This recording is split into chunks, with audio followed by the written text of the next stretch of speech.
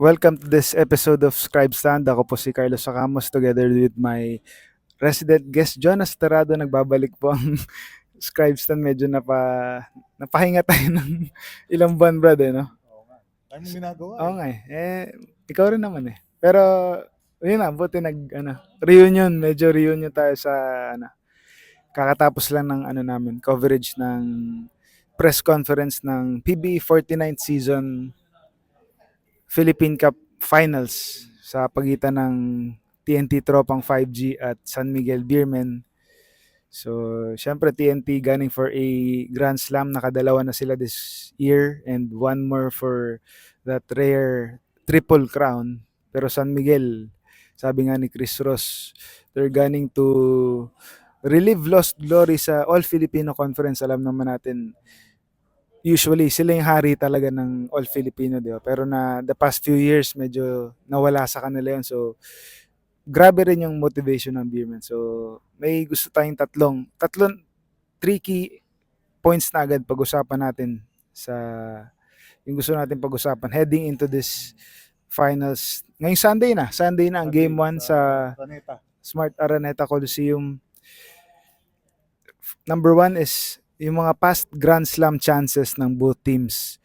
Yung siguro simulan natin sa TNT dahil sila ang sila ang gunning for a Grand Slam, and the last time they had a chance was in 2011 with syempre Coach Shot na rin yun, in his earlier stint as TNT head coach.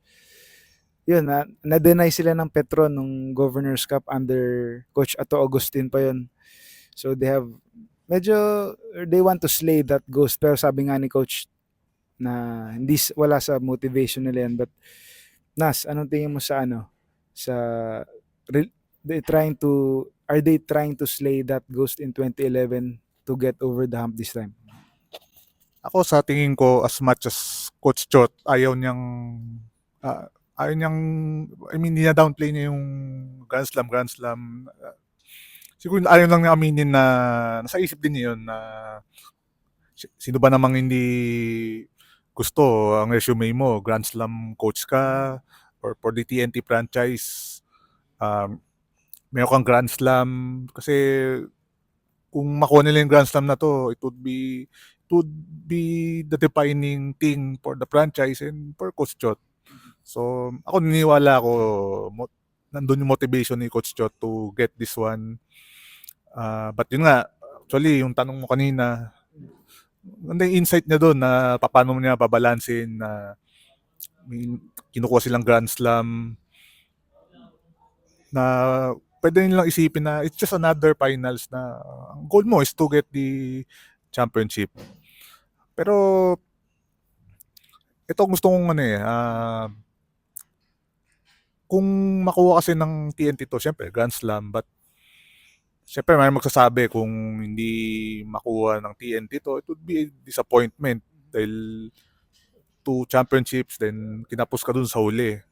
Ika nga sa mga, siguro yung mga nakikinig sa atin na mga bayang karerista, siguro nanonood kayo ng Triple Crown sa US, yung pag nanalo ka ng Kentucky, nanalo ka ng Preakness yata yung sunod or Belmont. Kasi anyway, pag kinapos ka dun sa tatlo, parang either sayang or disappointment yun. But I think you can agree or disagree regardless kung anong punto nyo na it's been a successful year for TNT throughout all the odds na pinagdaanan nila. Kahit dito sa Philippine Cup, 0-3, injuries, pero nandito sila. So, we could have different opinions, pero yun nga, either it's a disappointment or some fans, it's either a successful year, whether they win or not. Of course, mag-Grand Slam ka, historic yun. Hindi ka makakalimutan ng mga basketball fans. Yun na, kahit sabihin ni Coach, kahit ilang beses pa niya i-downplay yun, sigurado kami, at the back of his mind, gusto ko mag-Grand Slam. Siyempre si Coach, alam mo naman yan na yun yung nasa bucket list. Sigurado nasa bucket list na yan. So, siyempre media sabi si Coach na magaling niya, kaya niya i-divert yung usapan na hindi namin gusto or hindi namin iniisip mag-Grand Slam. Gusto namin pero hindi namin iniisip. But we're sure na gustong-gusto rin talaga nila yan. And magaling siya mag-divert ng utak ng mga players niya. Kasi trabaho niya yun eh. Yun yung trabaho niya na i-play down to take the pressure off his players. But now that they are here, just 4 wins away, siguro, pinag-uusapan na nila yan at slowly. Pero yun nga, one game at a time. Yun, sabi niya, shorten their sight. Yun. Finalis na kami sa ano. Tapos na yung reservation sa Chardonnay by Astoria. Banggitin naman natin dahil kinakain naman tayo ng ano. So thank you sa kanila. Pero yun, balik tayo sa first point natin, yung past Grand Slam chances. So nabanggit na natin TNT. Yung sa San Miguel naman, actually more recently, mas sila yung muntik, bro, di ba? Dahil muntik sila nung 2017 and 2019. Ang pinaka naalala ko nun, Deswells. yun yung tumapos sa Grand Slam bid ng San Miguel na pinaka best chance sana nila. 2019 ba yun? 2019 biglang infighting eh. So yun yung mga kailangan medyo harmonious naman relationship ngayon ng TNT. So sige nga, balikan mo yun, Brad, yung 2019 ng wag na yung 2017. 2019 season ng San Miguel. At tinanong ko rin si Chris Ross kanina, 'di ba, kung anong matututunan nila doon sa mga kalaban nila na pwede nilang applyin to deny TNT this time. So, anong maalala mo noong 2019 na muntik mag-Grand Slam yung San Miguel? Kasi yun, pagpasok nung Governor's Cup, si Deswells, galing. Parang kitang-kita mo, laki chance ito mag-Grand Slam eh. Kasi yung sakit ng San Miguel, pag mga import, parang hirap sila makakuha ng talagang caliber import. Kung may nakuha man sila, late in the season, late in the conference, tapos either too late na or sa case ni Macolo, nag-champion sila. Ang galing ng Deswells, kaso yun nga, may isa silang talo, then yun nga, lumabas yung kagulo sa practice. So, pinasok nila yung dating player ng Cubs. Teka, baka hindi ko hawakan na. Pumasok yung dating player ng Cubs, si John Holland. Tapos doon na sila nadali sa quarterfinals against Ginebra. So, si San Miguel, dami lang, yan siguro yung yun sana magde-define dun sa Death 5 era nung San Miguel, kung naka-Grand Slam sila, but hindi nangyari. But great sila, but they would have been greater kung nakuha yung Grand Slam at some point. So yun lang ang nangyari nun. How would that play out dito sa series na to? I don't know. For San Miguel, hindi ko masabi kasi ang motivation kasi ng San Miguel, ang mas motivated sila na makabawi sila dun sa nangyari last year sa Meralco, na favored sila sa series na yun. Kaso si Meralco, sabi natin Cinderella run yun eh. And then itong Commissioner's Cup, hindi siya nag playoffs. So for me, yun ang more of a motivation for San Miguel is to complete yung like ko sinusulat, redemption tour. Yung sa TNT naman, siguro pwede rin sila they can look back dun sa 2017 and 2019 Grand Slam chance runs ng ng San Miguel. Yun i-review nila kahit paano kung ano yung mga ginawa doon ng San Miguel na pwede nilang i-avoid yung mga siguro mga weakness at para ma-improve nila, di ba? Para hindi na nila gawin at pwede rin nila i-sharpen kung ano yung mga tamang ginawa ng San Miguel nung seasons na yun para to get them over the hump this time. So yun. So our second point is depth. Yung yung lalim ng both teams. Unahin natin sa TNT. Medyo masabi mong malalim sila, pero yun nga, medyo may iniinda sila dahil Kelly Williams is considered doubtful. Nabanggit na label ni Coach Chot kanina, doubtful si Kelly dahil may bang injury? Ankle injury. So hindi pa nga daw nag-iensayo si Kelly. So medyo big blow yun kasi alam mo pagdating ng finals, nagde-deliver si ano Si Kelly, Kelly. 'di ba? At the most siguro crucial junctures.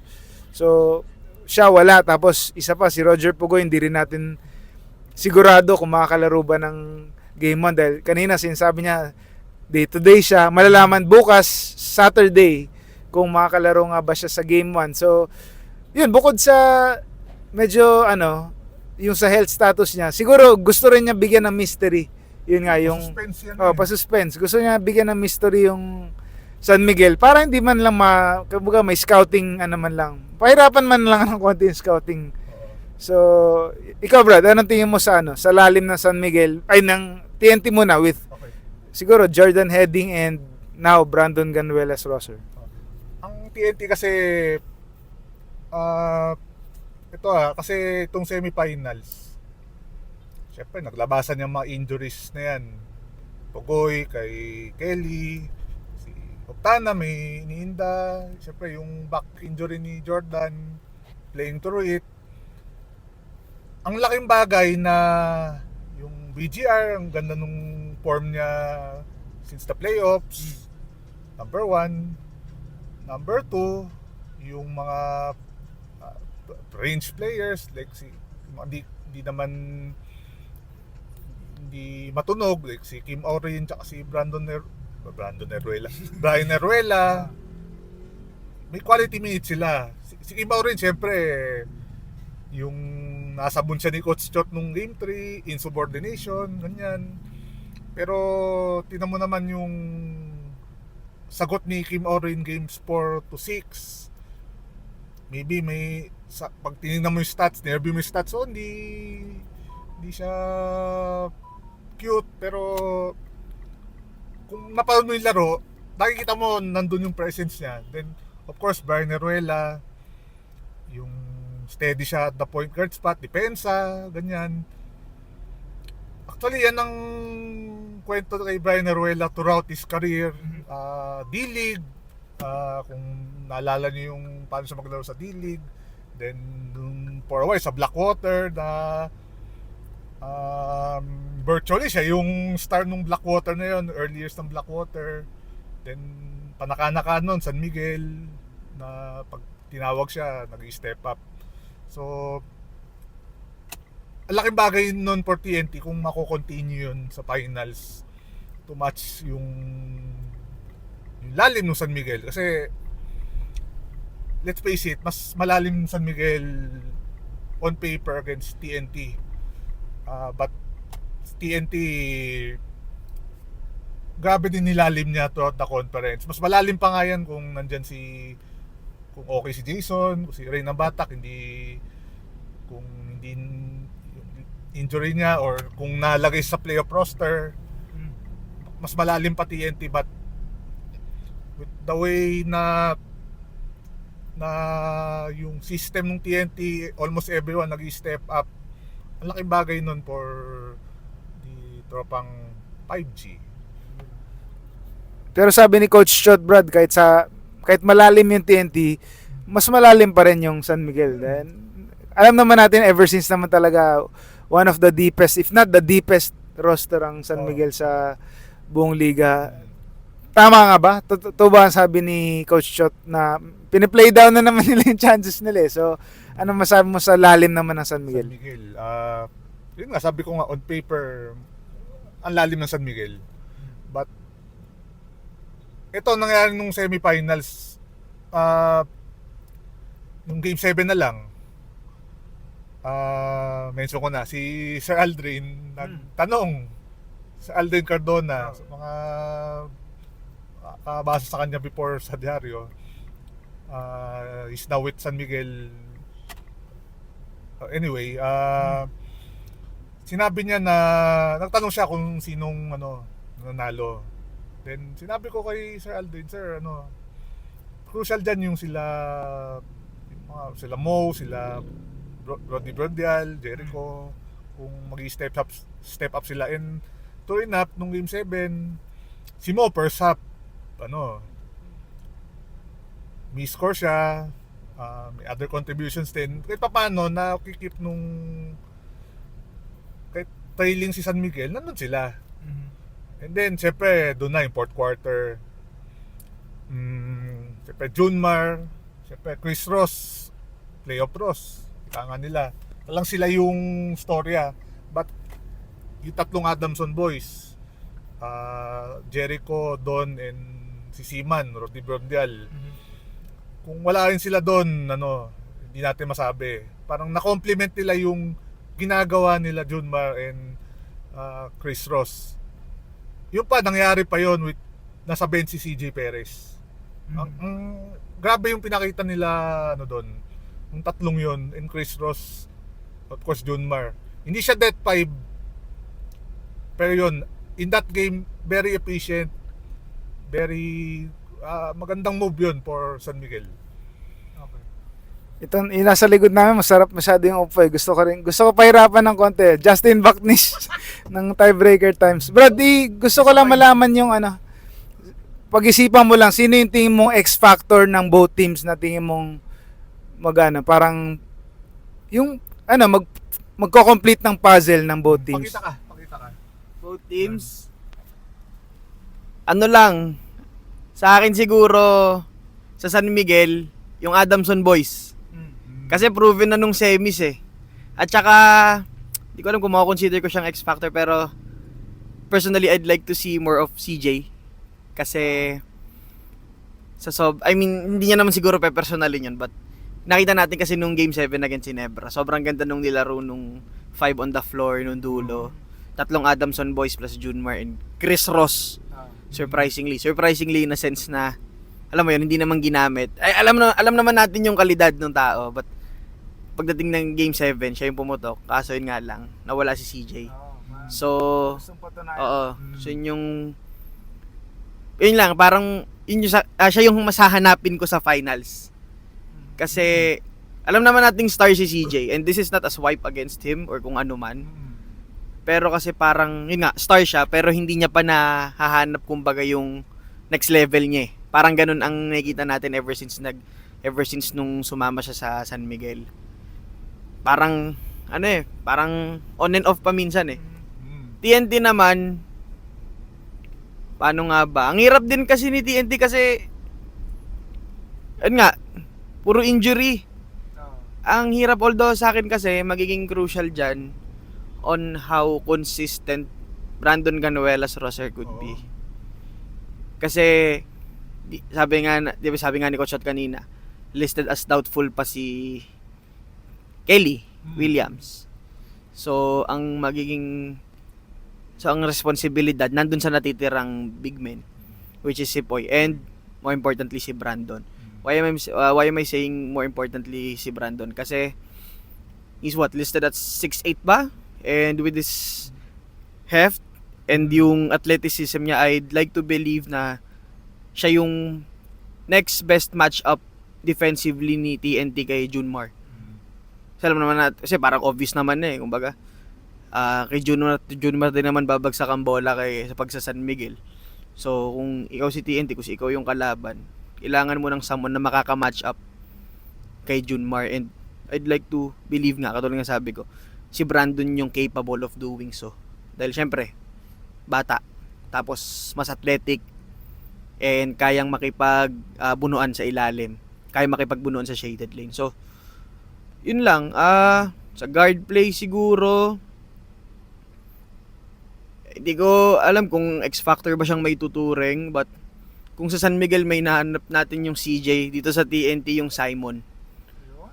Yung Simon and Ciso, crucial yun, no? Kasi nalala ko lang bigla nung huling naglaban San Miguel TNT sa Inares yun, si Simon ang dumali nung dulo eh. Mga press niya nung and I mean as much as dina-downplay niya yun na parang kita naman sa laro, alam mong may personal din sa kanya yun. Dahil we know naman yung capability ni Simon Enciso, and unfortunately hindi lang talaga siya nagamit masyado sa San Miguel. So kaya ang ganda nung pinakita niya noon.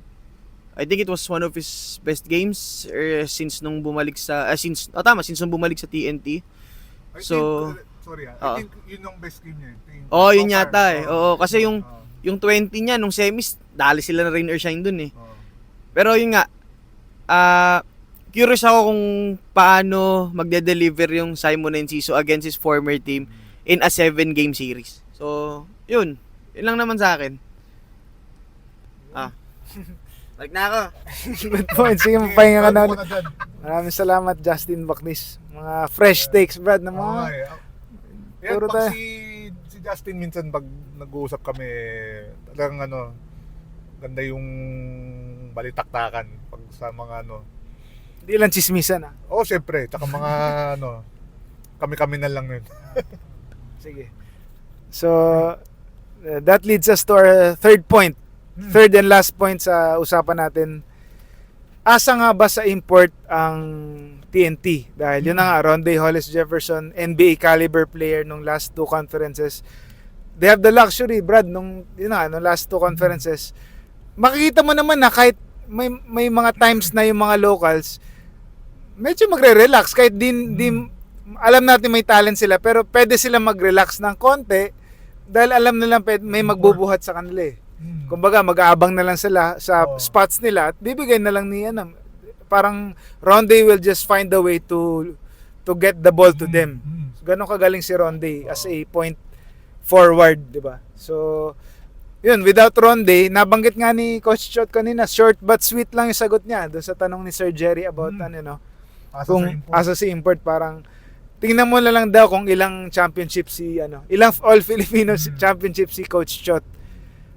At yun ang masasagot mo. So, ilan na nga ba? Teka, si Chot, 9, 11, kay Chot to 12, yung 13 kasi Norman Black eh, tapos 21, yung sa Bacolor, Babol, so 5, sama natin kay Coach Norman, so 5. Actually, TNT, meron pa 2003, yung rookie year ni Jimmy, Coach Jimmy, and siyempre MVP yun ni Asi. So 6 titles ang TNT franchise sa All Filipino. So historically, pag siya mo All Filipino, kailangan mo na din yung TNT. So anong yung tanong? Kung asa ba sa import ang TNT? Kung sabihin natin on paper hindi malalim yung TNT, tapos kung may import doon gumagaling, pwede lang sabihin, asa sa import. Pero kasi itong TNT sa system ni Chot, talagang nagtatype ko sa sistema niya, kahit pa hindi ka matunog na pangalan, magiging efficient yung team mo. Like doon sa balik tayo doon sa pinag-uusapan natin sa depth, si Ruela, yan sila, Aurin, Glenn Cobontin, pag hindi game 7 yung yung laro, pag maganda laro niya, laking bagay. Itong kasing kinonstruct ng roster ng TNT siguro throughout this decade na nagsimula yung alos nagcha-champion na sila itong decade na to.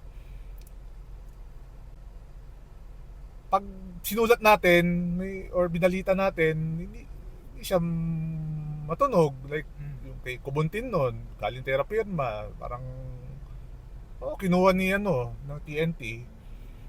Initially hindi siya pero kunwari let's say blockbuster trade, syempre ang laking nun, lalakas ng ganito, ganyan. Pero tinan mo naman, si Cobontin naging efficient dun sa na yun. Yung Kim Orin, dinrap siya ng Ginebra pero hindi siya sinign. Pinick up ng TNT, may game siya na maganda laro, even the playoffs, kahit nung mga past title runs. Yung mga trades sila before na yung mga Optana trade, yung example Optana, may mga binigay silang almost equal quality. Pero yung Optana, since dumating siya sa TNT, kumbaga rising star siya noon from NLEX. Tapos ngayon, tingnan mo, si Amigo star na ng, maybe siya ng star ng TNT. But ang laking bagay pag maganda nilalaro niya. Tas another point, yung pagdating ni Heading, basically nakuha si Heading for free. Ika nga bago naputol yung video natin, nakuha siya for free dahil yung Mikey Williams may issue sa negotiations. So parang facts yun. Tingnan mo naman yung Heading, kung ano yung laro niya nung Converge before the injury, pinapakita na dyan sa TNT. BGR, pagbalik, lumalabas na yung laro. Medyo wild lang at times, but pag nakapokus sa laro, ang laking bagay sa TNT. So doon pa lang hindi siya kasing lalim nung San Miguel, ng Ginebra. Pero doon sa roster na nagtatribe yung player as long as yung nagiging yung sabi nga ni Coach Chot, pag kabali ka, yari ka sa kanya, talagang sasabunin niya yung mga players. Pero napoprove din ng TNT na magkamali ka, nakaka-respond sila. And final thought, parang itong finals or season, parang lagi natin siguro may natin minsan nadadoubt natin TNT na yun nga, in terms of yung roster, yung advantage or disadvantage. But TNT has always, at least for this season, they have proven otherwise. Yung Commissioner's Cup nung na-injure si Jason, di ba? Pwede mo sabihin, delikading si TNT, wala si Jason, ganyan. Pero tingnan mo man, rin ng bata, nag-step up. Tong All Filipino 0-3. Tas next game nila San Miguel. Pag natalo sila sa San Miguel noon, hindi natin Matanggal na agad sila, no? Olat sa sila doon, baka ibang team ang kalaban ng San Miguel. Pero tingnan mo, nanalo. As mentioned, Simon Ciso, nag 6 game winning streak sila. Then yung twice to beat sila against Magnolia. And tingnan mo naman yung how they won both games against Magnolia. So yun, TNT has time and again this season napoprove nila na mali yung iniisip ng tao. And I won't be surprised if itong finals, dahil on paper advantage San Miguel, I won't be surprised na ma-prove ulit TNT na mali yung iniisip ng karamihan o yung ilan. Ang contrast naman doon, Brad, kasi kung ang TNT, ang tanong sa kanila, wala, asa lang kayo sa import. Sa San Miguel naman, for the longest time, kaya nyo ba manalo na walang import? Hindi, kaya nyo ba manalo sa import conferences? Dahil sila, for the longest time, silang, yun nga, kings of the all Filipino. Sa import conferences sila, hirap, di ba? Medyo hirap in a way. So, medyo yun yung contrast ng two teams na yun. So, malalaman natin sa series na to kung anong motivation yung mananaig. Kung yung sa TNT ba na they want to prove that they can win without RHJ and get that Grand Slam na medyo yun nga, binabrush off nila. But syempre, Grand Slam yung motivation. And on the other hand, San Miguel naman, motivated to, like what Chris Ross said, na gusto nila ibalik yung position nila as mga hari ng All Filipino Conference. So, yun ang usapan natin ngayon. Malalaman natin yan sa kung yung magsaset ng tone sa game 1 ng ating best of 7 series sa Sunday na, Brad, game 1 sa Smart Arena to Coliseum at 6:30, tama? 7:30, 7:30 no, ali pa ang oras. So yun, 7:30 game 1. So abangan po natin ang PBE Philippine Cup Finals. So that wraps up our Scribe Stand episode. Carlos Sacamos with Jonas Terrado and Justin Bacnis. So maraming salamat sa sana mapadalas na ulit tong Scribe Stand, lalo na finals, Brad, no? Tingnan natin. Ayun, tingnan natin. So, yun, maraming salamat. Thank you. Ingat.